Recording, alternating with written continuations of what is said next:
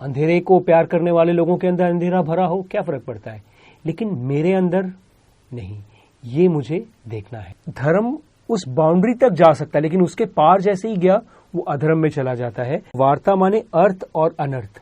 धर्म के उल्टा अगर कर्म है तो वो कितना भी बड़ा उसका पोजीशन क्यों ना हो, वो अधर्मी होगा। एक शासन व्यवस्था को किस तरह से किया जाए, वो सुशासन हो या दुशासन हो। क्या मैं छोड़ के जा रहा हूं, क्या मैं लेके जा रहा हूं मरने के बाद। त्रयी माने धर्म और अधर्म।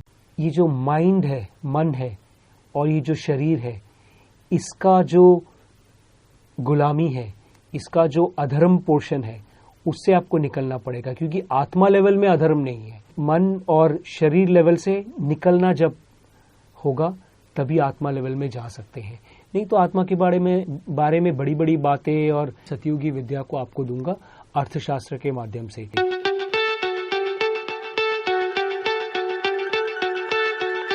मेरे चैनल में आपका स्वागत है। मैं आत्मगुरु कोराक डे आज सतयुगी गुरुकुल में आपके साथ शुरू कर रहा हूं अर्थशास्त्र। अर्थशास्त्र क्यों, कैसे, किस लिए, ये सब हम लोग धीरे धीरे जानेंगे। जिस तरह से शुक्राचार्य से लेकर बृहस्पति, उसके बाद मनु, उसके बाद चाणक्य ने अपने समाज के हिसाब से शास्त्रों को, उन्होंने विद्याओं को वो लाए आपके पास, ज़माने के पास, उसी तरह से आज का जो दुनिया है, जहाँ हम लोग सतयुगी लोग ये मानते हैं कि कलयुगांत सतयुगारंभ का जो संधिकाल है, इसमें सतयुगी विद्या यानी AI प्लस यानी आत्मा इंटेलिजेंस बहुत ही ज़रूरी है। मैंने पिछले 27 सालों से भी ज़्यादा मैंने इसके ऊपर काम किया है, इसके ऊपर रिसर्च किया है, और इसको मैंने अपने अंदर, अपने चारों तरफ, अपने काम में, हर चीज़ में मैंने इसको इस्तेमाल किया है। और ये इतने सालों के तजुर्बे के बाद मैंने, सोच लीजिए 2.5 लाख घंटों के करीब मैंने इसके ऊपर खुद पे, दूसरों पे मैंने उसको इस्तेमाल किया है। और ये किया है मैंने 1 लाख से भी ज़्यादा लोगों के साथ पूरे दुनिया में, अलग अलग कल्चर्स, अलग अलग रिलीजन्स, अलग अलग मज़हब के लोगों के साथ रह के। तो जिस तरह से शुक्राचार्य से लेकर मनु से लेकर चाणक्य ने विद्याओं को दिया था, उसी तरह से मैं सतयुगी विद्या को आपको दूंगा अर्थशास्त्र के माध्यम से। तो हम लोग इसको एकदम शुरू से शुरू करेंगे, और माँ सरस्वती जितना देर तक हमें ले जाना चाहेगी हम लोग जाएंगे। हम लोग इसको, मैं कोशिश करूंगा कि छोटे छोटे वीडियोस बनाऊं, ज़्यादा बड़े नहीं। तो हम लोग इसको शुरू करते हैं। सबसे पहले शुक्राचार्य ने दंडनीति दिया था। दंडनीति एक विद्या थी जिसके अंदर सुशासन और दुशासन आता है। मतलब एक शासन व्यवस्था को किस तरह से किया जाए, वो सुशासन हो या दुशासन हो। मेरे ख्याल से शुक्राचार्य के मानने वालों ने उसे दुशासन पे ज़्यादा ले गए थे, दुशासन की तरफ ज़्यादा ले गए थे। उसके बाद बृहस्पति आए, उन्होंने वार्ता, दंडनीति के साथ वार्ता उन्होंने लगाया। सेकंड विद्या को उसने किया। वार्ता माने अर्थ और अनर्थ। अर्थ और अनर्थ, उस पे उन्होंने, बृहस्पति जी ने वार्ता को दंडनीति के साथ जोड़ा। इसके बाद मनु आए। मनु ने त्रयी को जोड़ा विद्याओं में। त्रयी माने धर्म और अधर्म। धर्म क्या है, अधर्म क्या है। देखिए, मैं तो ये मानता हूं जो धर्म और अधर्म समय विशेष नहीं होता है। अगर सूर्य का धर्म है जलना, सूर्य का धर्म है रोशनी फैलाना, तो ये हर समय ही ठीक है। लेकिन स्थान विशेष, समय विशेष और काल विशेष, ये चेंज भी होता रहता है, लेकिन उसका फाउंडेशन एक ही होगा। ऐसा नहीं है कि पिता और पुत्री में जो संपर्क है, एक भगवान तुल्य प्रेम का, ये संबंध कभी भी धर्म के क्षेत्र में, धर्म का एक बाउंड्री होता है जिसके अंदर ही वो रह सकता है, उससे बाहर। क्योंकि कई मजहबों में ऐसा होता है जो पिता और पुत्री के बीच में बहुत सारे ऐसे संपर्क होते हैं जो पति और पत्नी के बीच में हो सकते हैं, तो वो तो अधर्म के एरिया में चला जाता है। तो बाउंड्री एक ही होगा, धर्म एक है, उसका एक बाउंड्री है, अधर्म एक है, उसका तो मैसिव बाउंड्री है। तो धर्म उस बाउंड्री तक जा सकता है, लेकिन उसके पार जैसे ही गया वो अधर्म में चला जाता है। तो मनु ने हमें त्रयी नाम का एक विद्या दिया जो अधर्म और धर्म के में भेद करता है, और उसके बारे में जानते हैं हम लोग। तो उसके बाद चाणक्य आए। चाणक्य ने दिया अन्वीक्षिकी। अन्वीक्षिकी में 3 विद्याएं हैं। अन्वीक्षिकी खुद ही एक विद्या है, उसमें 3 विद्या है, सांख्य, योग और लोकायत माने नास्तिक दर्शन। अब मैंने इतने सालों तक मैंने जो रिसर्च किया, मैंने जिस तरह से काम किया, मैं कोई एक ऐसे ही कहीं से अचानक मेरा मन हुआ, ऐसे नहीं। मैं इंडिया में 2nd ऑल इंडिया मेरिट में होकर एसएसबी में स्टाफ सिलेक्शन बोर्ड जो मिलिट्री के ऑफिसर्स का सिलेक्शन होता है उसे मैंने 2nd आया मैं। उसके बाद मैंने मिलिट्री में अपना छोटा सा काम किया। उसके बाद मैंने अपने सारे जीवन के सब चीज़ों को त्याग करके, रिनाउंस करके, मैंने 25-26 साल के उम्र में मैंने ये सब काम शुरू किया। और उसके बाद मैं इंटरनेशनली अवॉर्डेड फिल्म मेकर भी था। मैं गाने बनाता हूँ, बुक्स लिखता हूँ, बहुत कुछ मेरा काम है। इसके सिवा तो मैंने जब सोचा ये जो दुनिया में जो अधर्म है, अनीति है और असत्य है और अधर्म जो भरा हुआ है, इसका क्षय होना चाहिए, ये पूरी तरह से खत्म होना चाहिए। और धर्म, पॉजिटिविटी, अच्छाई, सत्यता, ये पूरे दुनिया में फैलना चाहिए। हाँ, मैं जानता हूं, जैसे मैं ये बोलूंगा बहुत लोग बोलेंगे अरे अधर्म के बिना तो नहीं होगा, अंधेरा भी जरूरत है, ये वो बहुत कुछ जरूरत है। लेकिन हाँ, जरूरत होगा, मेरे अंदर नहीं। अंधेरे को प्यार करने वाले लोगों के अंदर अंधेरा भरा हो, क्या फर्क पड़ता है, लेकिन मेरे अंदर नहीं, ये मुझे देखना है। तो मैंने जब सतयुगी जो है AI प्लस या आत्मा इंटेलिजेंस, इसको मैंने इस विद्या को मैंने जब मेरे अंदर जब आया वो, तो उसमें मैं आपको 2 ही चीज बताऊंगा। जैसे कि अन्वीक्षिकी में 3 चीज है, सांख्य, योग और लोकायत। उसी तरह से ये जो आत्मा इंटेलिजेंस है सतयुगी, इसमें 2 चीज है। एक तो ये है, ये जानना कि शरीर, मन और आत्मा, इसका कितना लेवल में कंट्रीब्यूशन होना चाहिए, होता है। अब आपका कितना है वो आपके ऊपर डिपेंड करता है। वो अगर आप मेरा जो बुक है सतयुगी ब्राह्मण, या फिर इंग्लिश में जो बुक है AI प्लस, तो इसको अगर आप पढ़ेंगे तो जैसे ये है सतयुगी ब्राह्मण और ये है AI प्लस, इसको आप अमेज़न में या कहीं भी जगह जाके आप इसको क्रय कर सकते हैं, खरीद सकते हैं।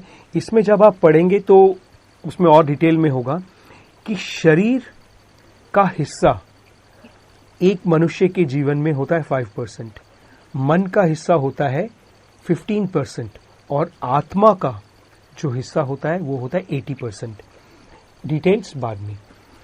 और लाइफ 108, क्योंकि मैंने मैथमेटिक्स में MSc मैंने पढ़ाई किया है, तो मैं आपको एक मैथमेटिकल फॉर्मूला बताता हूं।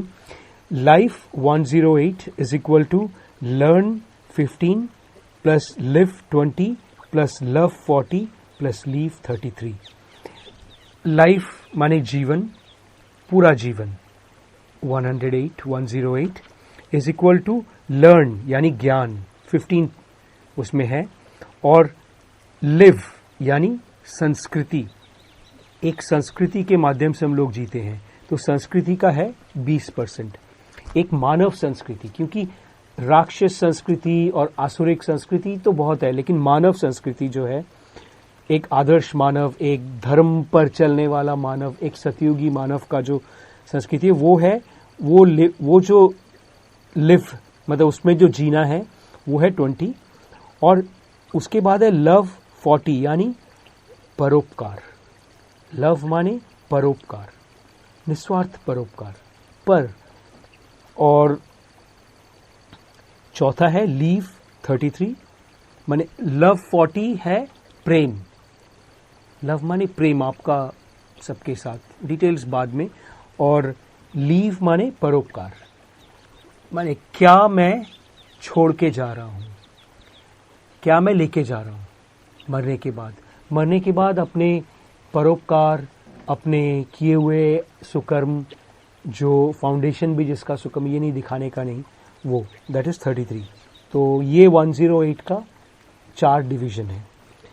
तो हम लोग चलते हैं अभी आन्वीक्षिकी के ऊपर, क्योंकि ये कौटिल्य के अर्थशास्त्र के ऊपर फाउंडेशन करके बनाया गया है। त्रयी आदि विद्याओं की प्रधानता अप्रधानता बलाबल को भिन्न भिन्न युक्तियों से निर्धारित करती है। यह विद्या लोक का उपकार करती है। आन्वीक्षिकी सुख दुख में बुद्धि को स्थिर रखती है, सोचने विचारने बोलने तथा कार्य करने में सक्षम बनाती है। यह सर्वदा ही सब विद्याओं का प्रदीप है, सभी कार्यों का साधन है, सब धर्मों का आश्रय मानी गई है। आन्वीक्षिकी। अब त्रयी क्या है? त्रयी है साम, ऋग और यजुर। आपको मालूम है 4 वेद हैं, जिसमें से साम, ऋग और यजुर इसमें आता है त्रयी के अंदर। इन तीनों विद्याओं के समन्वित नाम है, इन तीनों विद्याओं के समन्वित नाम है त्रयी। 3 वेद है। अथर्ववेद और इतिहास वेद ही वेद कहे जाते हैं।